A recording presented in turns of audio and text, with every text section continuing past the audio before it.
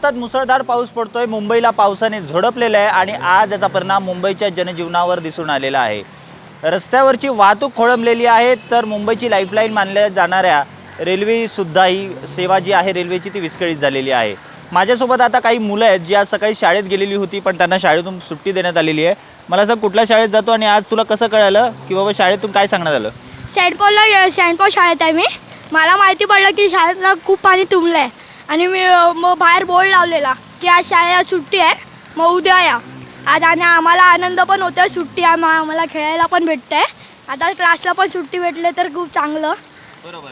तर एकीकडे जी शाळकरी मुलं आहेत त्यांच्या तोंडावर जो आनंद आहे, त्यांच्या चेहऱ्यावरचा आनंद तो आपल्याला पाहायला मिळतोय। पण सध्या मी उभा आहे मुंबईतल्या परळ परिसरात। तुम्ही इथे पाहू शकता की मोठ्या प्रमाणावर या ठिकाणी पाणी तुंबलेलं आहे, वॉटर लॉगिंग झालेलं आहे।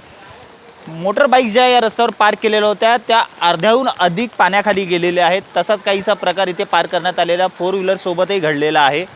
या ठिकाणी मोठी वाहतूक दर दिवशी असते, पण आज इथे मोठ्या प्रमाणावर पाणी साठल्यामुळे तुंबल्यामुळे या ठिकाणची वाहतूक जी आहे ती थांबलेली आहे। कुणी इथून जात नाही आहे। लहान मुलं जी आहेत ते पाण्यात खेळतात आहे, त्यांची सुट्टी ते एन्जॉय करतात आहे। पण एकंदरीत मुंबईचं जे जनजीवन आहे ते विस्कळीत झालेलं आपल्याला पाहायला मिळतं आहे।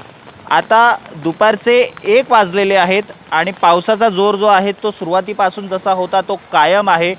BMC कडून सांगण्यात आलेलं आहे की येत्या 24 तासात मुसळधार पाऊस होऊ शकतो, त्यामुळे नागरिकांनी गरज पडेल तरच घराच्या बाहेर निघावं आपल्या कामासाठी, अन्यथा त्यांनी घरी थांबणंच हे चांगलं असणार आहे असं प्रशासनाकडून सांगितलं जात आहे। परळ येथून कॅमेरामॅन पाचेंद्र कुमार टेंबरेसह महेश बागल, साम TV, मुंबई।